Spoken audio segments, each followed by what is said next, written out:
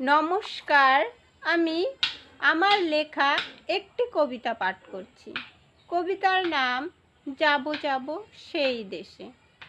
আমি যাব যাব সেই দেশে, যে দেশে সবাই একসাথে থাকে ভালোবেসে, যে দেশে নেই ধনী গরিবের বাদ বিচার, যে দেশে সবাই রাজা সবাই প্রজা, হয় না অন্ধ বিচার।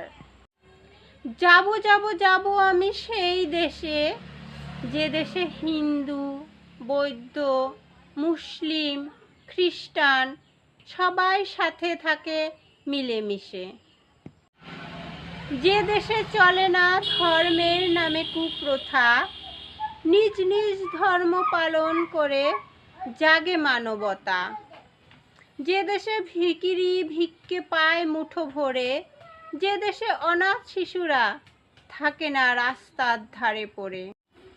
যাব যাব যাব আমি সেই দেশে, যে দেশে মানুষ মানুষকে ভালোবেসে নেয় এক নিমিষে। নমস্কার।